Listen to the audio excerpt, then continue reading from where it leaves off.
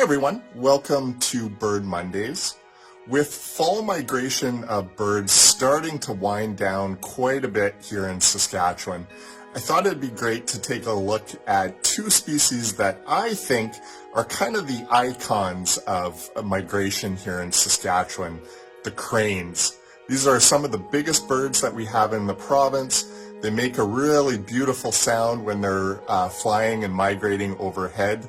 And they're fairly conspicuous species and easy ones to identify. The first species is the Sandhill Cranes. These are the most common crane species that we hear and see in Saskatchewan. They're typically that grayish color. Some of them and some of the younger ones can be a little bit rusty. They will have a little bit of red on their face as well. And these cranes can reach up to about 1.2 meters tall. In my opinion, Saskatchewan is one of the best places to see migrating sandhill cranes. So you'll typically see them in crop fields, eating seeds and things like that. They do breed in northern Saskatchewan, where they can produce up to 2 eggs, but usually only one of the chicks survive.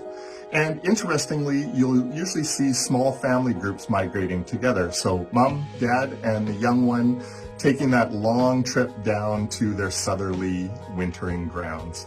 The next species that we're going to cover here on Bird Mondays is called a whooping crane. This is one of the tallest birds that we have in North America. It can reach heights about 1.5 meters tall. So it's actually much taller than the sandhill cranes. In my opinion, Saskatchewan is a prime place in Canada to watch for migrating whooping cranes, and actually one of the only provinces where you can consistently see whooping cranes during their spring and their fall migration. And that's because we're right next door to the only breeding ground of a wild, self-sustaining migratory population of whooping cranes, which occurs in Wood Buffalo National Park over in Alberta. So whooping cranes are actually one of those cautiously optimistic conservation success stories.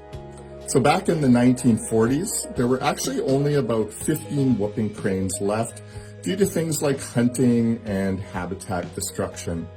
But through some very good conservation efforts, that population of 15 has grown to just over 500 individuals as of 2020 in the population that breeds in Wood Buffalo National Park.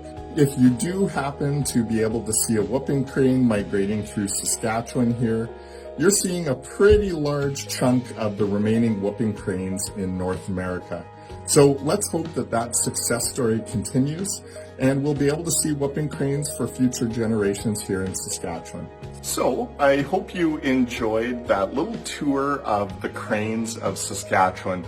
Like I said, to me, these represent the true icons of spring and fall migration.